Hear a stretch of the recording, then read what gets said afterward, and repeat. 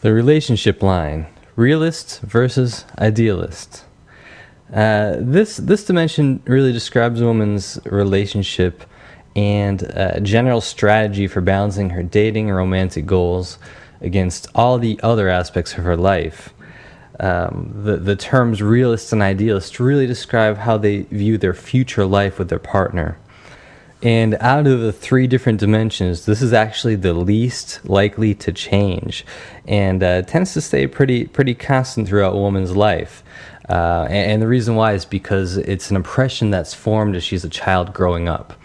All right. Again, the realist idealist dimension, the relationship timeline is. It's the one that deals with the conflict between her inner biological drive to be a mother and take care of her family, and the fast-paced modern society that pushes her to work on her career. Again, her biological drive urges her to focus all of her energy on raising a family, but society, especially modern-day schooling, urges her to work on her career. The realist idealist dimension is less of a coping strategy, but more describes which drive she's going to favor. Of course, every woman will have some component of each, but there will always be one that she favors and gives priority to in the end. All women have a fear of not finding a great guy to be with who's going to provide for her, take care of her and her family, but realists feel that fear the most, and therefore strive to be self-sufficient and independent. All right, so let's talk about the realist and break it down here. The realist is a woman who, in a sense, is realistic. That yes, it's possible, especially with today's divorce rates, that she will end up not having a guy that's going to provide for her properly. So she is the type of woman that is going to focus on her studies, have very ambitious career goals. She'll often be more logical in her thinking, and I've actually met some realists who have been incredibly sharp in business. I actually dated a girl that was, she owned her own business. And she was just on top of everything, and even when she interacted with her employees, she had so much power and control over them. It was unbelievable. It was almost like masculine in a sense. It actually could be quite a turnoff in some ways, because I tend to prefer the more feminine women. But some realists, in the extreme end, can be like that, be very powerful like that. Now, most realists, the way that they grew up, most of them were born with those same natural urges to become housewives.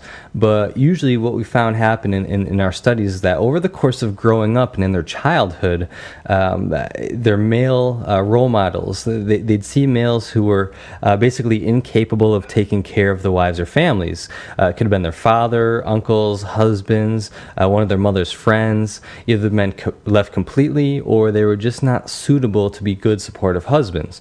And then they would also see, on the other hand, they'd also see these women who have these amazing careers, who are independent and seem to be a nice positive reinforcement. Of course, the women always gave the outward expression of being happy, being independent and having these careers, whether they were or not. Usually they would project this happiness, and it seemed to be a nice counter to the negative effects of the incapable men that they were seeing as they grew up.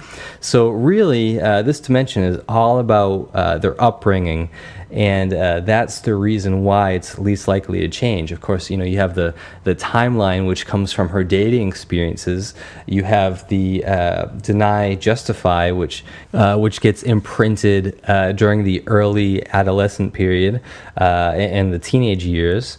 And this one, realist idealist, is something that happens far sooner than that, when she could be 4 or 5 years old, just seeing things like that when she's very young, and just gets an impression of what she's going to have to do in life. Of, am I going to have to be independent and self-sustaining, or am I going to find a guy to that's going to be supportive for me?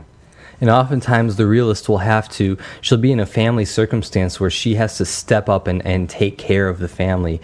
Sometimes it's because she's the oldest, say the father's not around, or he's just very busy with work and he's just not there a lot of times. Sometimes the oldest daughter will have to step up and kind of take care of the family and take almost like a parental role for the rest of the children.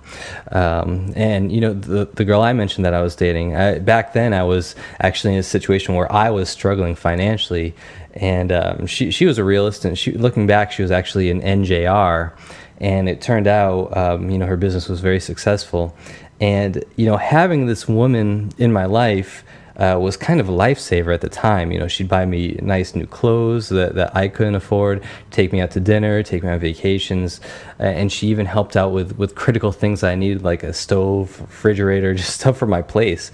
And that type of behavior, that's very supportive, strong behavior, is very typical when you get a woman who's both an investor and a realist. Other realists I've dated have all been very self-sufficient. They prefer to at least split the bill at dinner or pay for it. And for certain guys, that's really enjoyable. It all depends what you want. But in the back of her mind, with that self-sufficiency, she is always going to kind of have that belief that you may not be there for her one day. So she will, in a sense, always keep one foot outside the door. And if she's a tester, she's going to be even more likely to ease that feeling by having other guys in her life, not necessarily romantically, but she's going to be having like backups kind of in her mind at the very least. Another thing, realists sometimes they don't believe in the idea of marriage. Of course, many do, but if you do find a girl who's like doesn't want marriage at all and even says, I never want to get married, that's a sure sign that she's a realist. Like, that is like one of the most obvious signs that will tell you that she's definitely a realist. And it's not that they can't be in a functional, loving relationship. They definitely can, but it's that they realize what marriage really is, and they usually see it as nothing more than a legal agreement which binds two people and has very little to do with real love.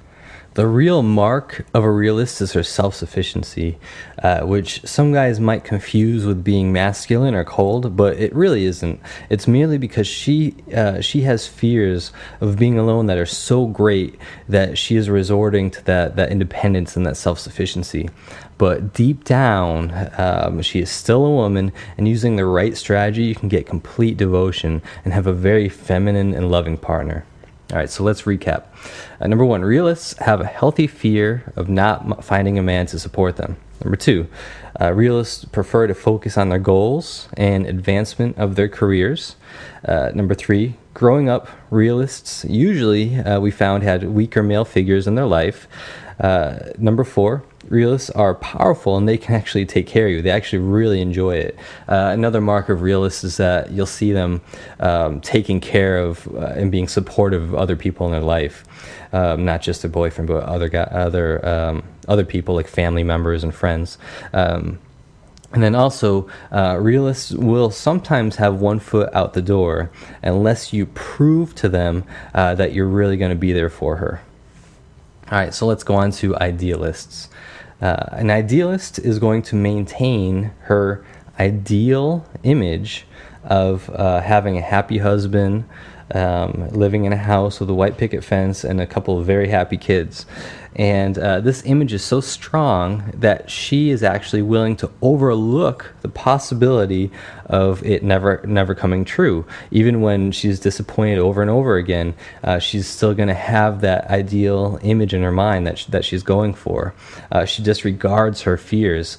And of course, those fears are always going to be there, but they don't affect the way that she daydreams, and she prefers to relish in her fantasy of having that perfect family. In other words, her ability to visualize is much stronger than the reality that she faces every day.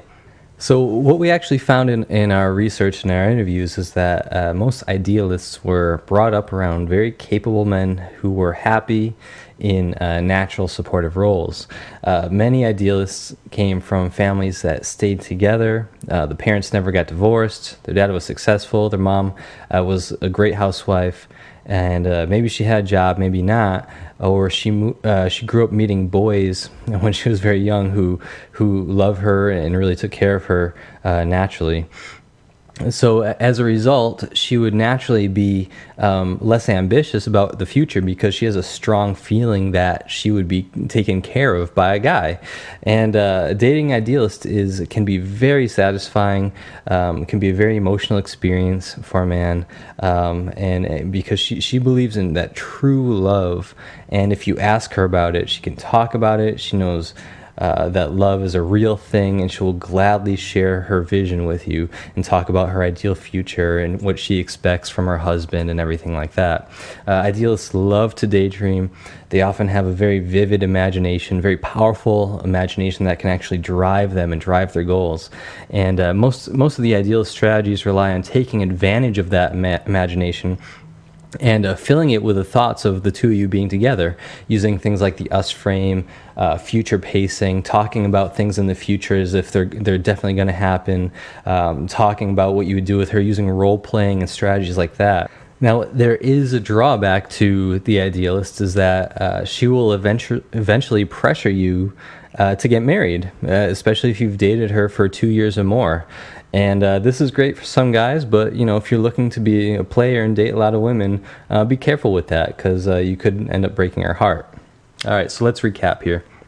Number one, idealists most likely grew up around men who they saw as supportive and capable.